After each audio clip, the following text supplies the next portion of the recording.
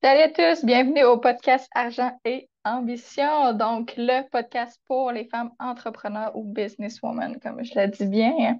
Donc, je suis Joanie, conseillère en sécurité financière indépendante, donc j'accompagne les entrepreneurs à prévenir en cas d'imprévu grâce aux assurances et atteindre leur liberté financière aussi grâce aux investissements. Donc, aujourd'hui, j'avais dit pourquoi pas période REER, parlons REER, ça l'a pogné super bien en live la semaine passée, donc je me suis dit, on va le propager un petit peu plus loin. Donc, les REER, on va aborder ça parce que c'est le moment en ce moment, la date limite des REER, c'est vraiment le 28 février. Je pense qu'on a un 29, 29 finalement, on a un 29 cette année. Le 29 février, c'est la date limite vraiment pour cotiser à tes REER. Donc, dois-je mettre dans mes REER ou pas? C'est une question qu'on me pose souvent. Ça va dépendre vraiment de ton revenu.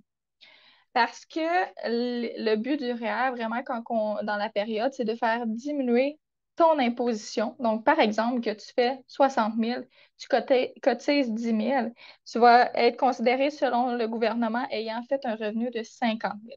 Donc, en tant qu'entrepreneur, si tu donnes de l'argent chaque 3 4 mois, ça va être un retour d'impôt que tu vas avoir si tu es plus à payer tes impôts une fois par année. Ça va être de l'impôt de moins que tu vas avoir à payer. Et aussi, ça va faire augmenter tes allocations familiales si tu as des enfants. Donc, deux bonus vraiment importants. Donc, ça dépend du revenu parce que si au Québec, c'est à partir de 14 plus que 14 000, 14 001 et plus, qu'on commence à payer des impôts. Donc, si, en tant qu'entrepreneur, on le calcule aussi après dépense. Donc, ce qui est important, comme exemple, une de mes clientes est esthéticienne. Elle avait fait 25 000 dans son année, mais moins 12 000 en dépenses. Il me semble que c'était ça, autour de ça. Non, même un peu plus parce qu'au final, elle faisait 13 000. Ben oui, c'est ça. Finalement, 13 000. Donc, ça ne sert pas à mettre de l'argent dedans parce que justement, elle fait 13 000 officiellement, selon le gouvernement, parce que quand on est entrepreneur, juste si vous êtes nouveau dans le domaine, c'est ton revenu moins tes dépenses qui comptent. Donc, après ça, là, ça compte comme ton revenu vraiment imposable. Donc, elle, à 13 000, elle n'en fait pas. Donc, est-ce qu'elle devrait mettre ou pas dedans? La réponse, c'était non. Elle est plus avantageuse de le mettre dans son CELI en attendant, puis quand elle va avoir des revenus plus importants, là, on va pouvoir commencer à cotiser dans les REER pour elle parce que de un, qu'elle cotise ou pas, elle ne payera pas d'impôt. Donc, le but, c'est de diminuer ton imposition, mais si tu ne payes pas d'impôt, tu comprends le principe. Zéro moins zéro, ça fait zéro. Fait qu'on n'en paye pas. Donc, dans ce cas-là, cette personne-là n'en paierait pas. Si tu fais exemple 60 000, tu veux diminuer ton imposition et donc augmenter tes allocations familiales, là, on va pouvoir. Et plus, idéalement, c'est à partir de que tu commences à faire de l'impôt si tu veux vraiment arriver. Si exemple, tu veux fais 20 000, tu veux vraiment arriver à zéro, là, on peut en mettre pour que ça atteigne 14. Euh, mais c'est sûr que ça a un plus gros impact quand on change vraiment de braquette, puis etc., puis on en paye moins au final. Une autre question qu'on me pose souvent concernant les REER, ben, l'argent que j'ai mis dedans, finalement, je vais la payer deux fois l'impôt? La question, c'est non, parce que, comme je te disais, quand tu mets de l'argent dedans, ben, tu as un retour d'impôt. Donc, ça veut dire que l'impôt que tu as payé sur cette partie-là, ou que tu aurais dû payer, dépendant quelle sorte d'entrepreneur que tu es, ben, tu ne l'as pas payé. Donc, tu n'as pas payé cet impôt-là qui est là. Tu vas payer de l'impôt à la sortie, donc à ta retraite. Officiellement, c'est supposé d'être à la retraite. Il y a deux autres options où qu'on peut le sortir, mais je vais l'expliquer un petit peu plus tantôt. Donc, à la retraite, là, oui, tu vas payer de l'impôt. Mais le but, c'est que tu ne payes pas la même impôt que tu aurais dû payer dessus. C'est pour ça que généralement, avec mes clients, je fais une stratégie CELI et REER pour ta retraite. Parce que justement, quand on va être à la retraite, le but, c'est de ne pas repayer tout l'impôt qu'on a payé au final. Par exemple, que tu fais 60 000, tu veux rester à 60 000 aussi plus tard, bien, qu'est-ce que tu vas faire? C'est que tu vas sortir 30 000 du CELI, 30 000 du REER. Donc, ce qui va être imposé, ça va être le 30 000 et non le 60 000 au complet parce que le CELIC, je ne vais pas expliquer full aujourd'hui, mais je vais l'expliquer juste un petit peu, c'est non imposable. Donc, tout ce que tu mets dedans, c'est un compte ou que c'est libre d'impôt, comme ça le dit l'acronyme finalement. Donc, tout l'argent que tu mets dedans et ce qui fructifie n'est pas imposé. Donc, la, la stratégie là-dedans, c'est souvent de faire ça. Malheureusement, je vois beaucoup de personnes qui, finalement, à leur retraite ou pas loin de la retraite, ont juste tout dans les REER. Rendu là, ben, on fait comme ça. On va y aller d'une autre façon pour décaisser. Mais le plus simple, c'est de commencer à faire ça maintenant. Parce qu'il y a beaucoup de personnes qui me disent: Oh my God, j'ai juste 18 ans, j'ai le temps, j'ai juste 25 ans, j'ai le temps. Oh my God. Oui, tu as le temps, mais pas en même temps. Pourquoi? Parce que justement, plus tu attends, plus tu perds de l'argent. Parce qu'on s'entend quand tu l'investis, hein, tu mets de l'argent, que ce soit dans un REER ou un CELI. Je parle pas de ça. Quand tu l'investis, ton argent fait des petits parce qu'il y a de l'intérêt que tu fais dessus. Fait que si tu attends, ben, tu manques la coche pour l'intérêt. Fait que 0 fois 7%, ben, ça reste zéro. Mais si tu mets 100 pièces par mois, il grandit tranquillement. Puis même, euh, sur Facebook, j'avais fait ça, deux sortes de façons que je t'avais montré l'importance d'investir tôt. Un que j'ai commencé à 18 ans, l'autre à 25 ans et en graduant. Euh, je pourrais mettre les liens justement en dessous du podcast pour que tu ailles voir, mais l'importance d'investir, la personne, elle avait investi. C'était deux exemples que j'avais fait pour le premier. Un qui investit à ses 18 ans jusqu'à ses 28 ans, 400 pièces par mois. Après 28 ans, elle décide, je ne remets plus jamais d'argent dedans. L'autre personne commence justement quand la première finit, donc à ses 28 ans, et investit jusqu'à ses 65 ans. Donc, on s'entend qu'elle a fait presque trois, non même plus que trois fois plus d'argent que la première qui a fait de 18 à 28 ans. Et pourtant, celle qui a investi de seulement 10 ans, de 18 à 28 ans, a plus d'argent que madame qui a investi de 28 à 65 avec le même montant. Les deux mettaient 200 pièces par 2 semaines, donc 400 au total, à peu près par mois, là, si je ne calcule pas le 4,33 là. À peu près. Puis pourtant, la première de 18 ans qui a arrêté a plus d'argent. Même chose, j'avais fait un autre post où que ça montrait justement, tu commences à 25 ans ou 30 ou 35 ou 40. Puis ça montrait vraiment que si tu commences à 40, tu as le potentiel de perdre 500 000. Est-ce que tu as la possibilité, est-ce que tu as la possibilité justement de perdre 500 000 dans ta vie? La réponse est probablement non. Ben, on pourrait, mais on veut pas. Donc, le but, c'est vraiment justement d'être capable de commencer à investir maintenant. Si justement tu es capable dans un REER parce que tu fais quand même un grand revenu, tant mieux, on va faire un mix de tout ça. Si tu as un petit revenu, ben, commence à en mettre dans ton CELI. C'est le but à ça. Puis je te mettrai vraiment les liens en dessous. Euh, J'essaie de répondre aussi aux questions qu'on m'avait posées dans le live, mais ça résume pas mal ça. Donc, ta stratégie REER, c'est vraiment en gros ça qui va t'aider justement à pouvoir faire en sorte que ben, tu as plus d'argent dans tes poches finalement. Parce que si tu as un revenu plus bas, tu payes moins d'impôts et ou tu as un retour d'impôt dépendant quelle sorte d'entrepreneur que tu es. Et à ta retraite, tu as une stratégie pour justement ne pas avoir à tout repayer cet argent-là. Le but, c'est pas de mettre dans tes REER pour juste diminuer en ce moment puis le repayer tantôt. Déjà là, oui, ça peut t'aider en ce moment, aujourd'hui, avoir plus d'allocations familiales et tout. Mais le but, c'est aussi de faire en sorte que plus tard, t'ailles justement à pas payer tous ces impôts-là. C'est ça la règle. Pas la règle, le secret. On va dire ça comme ça. Euh, Par rapport à ça, j'essaie de regarder. Euh, je pense que c'est pas mal ce que je l'ai dit. Ça va être probablement un plus petit aujourd'hui, mais le but, c'est vraiment en gros de vous montrer tout ce qui est stratégie, vous montrer l'importance aussi.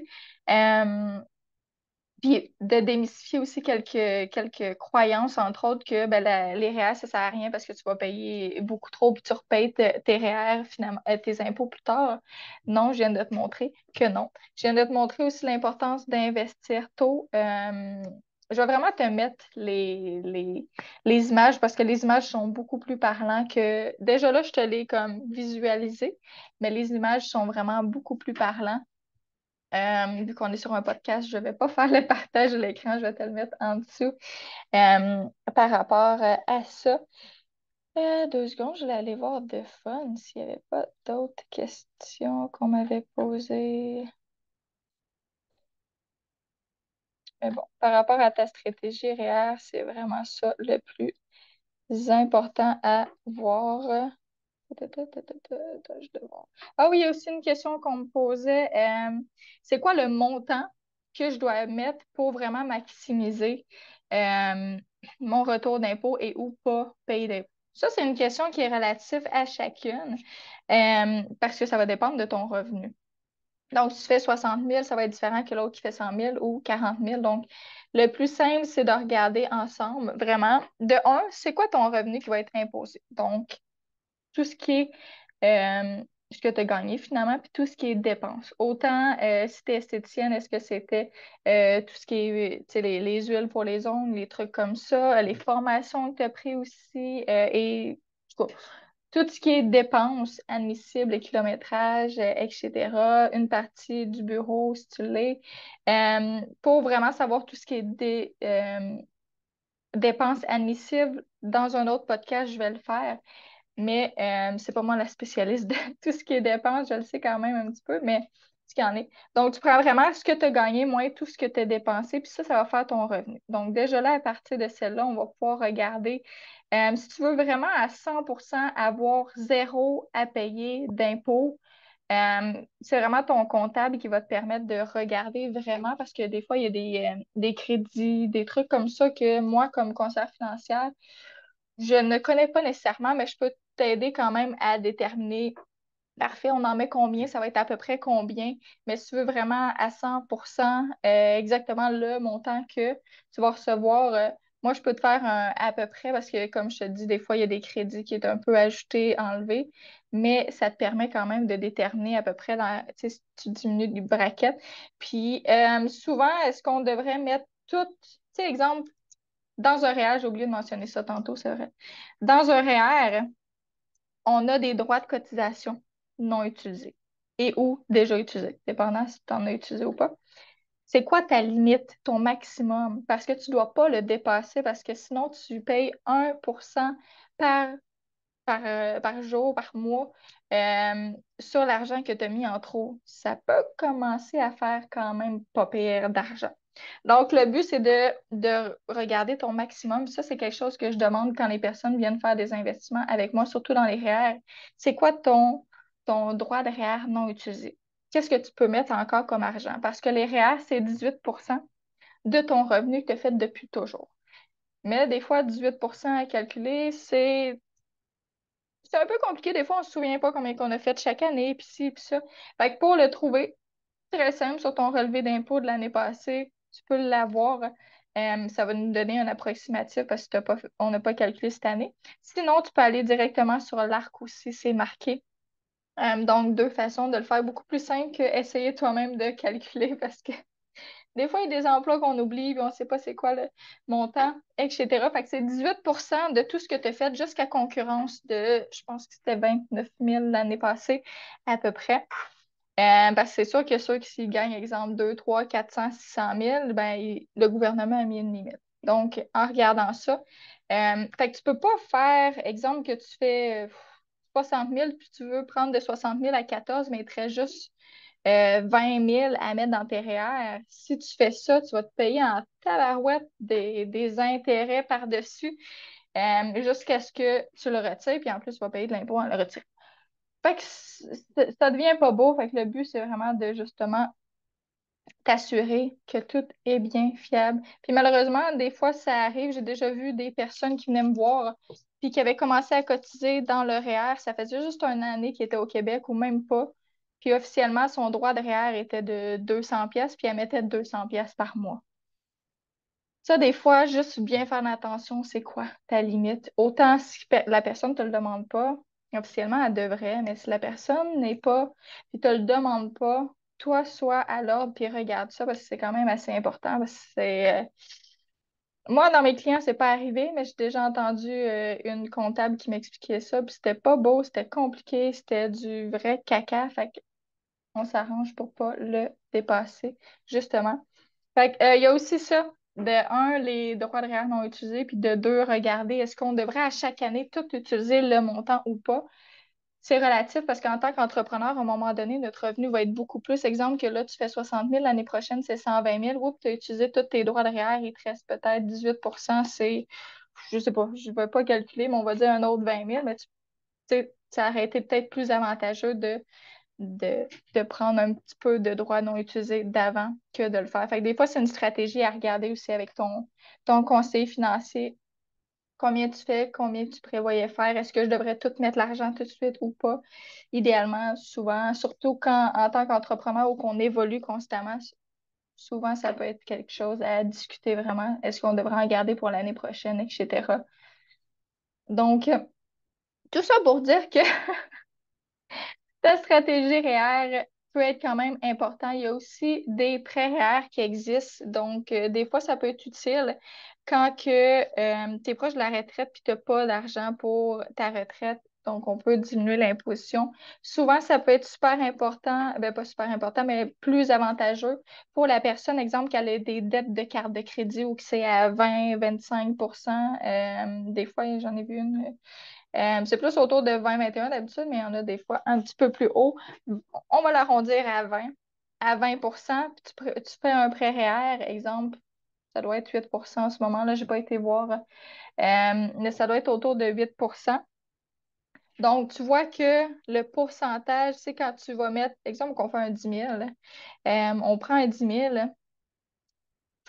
puis tu avais déjà un 10 000, fait que ça fait 20 000 au total, on va dire. C'est l'exemple d'une des clientes de mon chum que j'utilise. Je connais pas qui c'est, rien, mais je sais le cas que c'était. Donc, je vais pouvoir l'utiliser. Je sais juste qu'elle faisait 47 000, qu'elle a mis 20 000 au total, un prêt de 10. Puis, elle va avoir un retour d'à peu près 7 000 que j'ai 7 000. Donc, avec ça, elle va clairer toute sa carte de crédit. Donc, plus de prêt à, c'était 21%. Elle a plus de prêt à 21%. Elle fait juste le mettre, ben, elle claire ça, c'était 4 000 à peu près. Elle a un retour de 7 000, il reste quand même 3 000. Elle pouvait soit le remettre dans son prêt REER ou même s'acheter quelque chose d'autre, mais au moins la différence d'intérêt entre 24 et 8%. Je peux donner mon exemple. À un moment donné, j'avais une dette de c'était 12,79 si je me souviens bien. Je l'ai transféré à un qui est à 8 ça donnait plus de la moitié des intérêts. Le premier, c'était 500 à 12 et quelques par mois, puis je suis tombée à 200, 250 par mois en intérêt. Donc déjà là, ça faisait une méchante différence. Donc imaginons à partir de 21 à 8 tu vas voir que les intérêts, ils vont fondre. Donc, déjà ça, tu vas payer moins d'intérêts, puis en plus, tu vas réussir à avoir un retour d'impôt, donc repayer tout, puis repayer une partie du prêt. Donc, des fois, ça peut être quand même avantageux de cette façon-là. Donc, ça existe, puis c'est à regarder justement si c'est avantageux pour toi. C'est pas pour tout le monde, un peu comme les REER en ce moment, mais c'est à regarder. Est-ce que ça peut être important pour toi? Ça peut être une autre stratégie aussi qui est possible, ton prêt REER. Donc, tu as plusieurs stratégies quand même REER. Donc, ça, c'est quand même les deux plus connus. Un qui est vraiment normal, tu mets de l'argent dans ton REER et le but, c'est de ne pas payer le plus d'impôts plus tard. Puis, de deux, tu peux faire des prêts REER aussi si c'est avantageux pour toi. Donc, c'est deux stratégies possibles que c'est selon la situation, hein. Les finances, c'est toujours selon la situation de chacune des personnes. Si tu as des questions que tu veux regarder par rapport à tes REER, justement, que tu te posais des questions, écris-moi ça en dessous, ça me fera plaisir de t'y répondre et où je vais mettre mes coordonnées en dessous aussi pour qu'on puisse regarder. Date limite 29, donc dans un mois. On est le 29 aujourd'hui quand je lance ce podcast-là.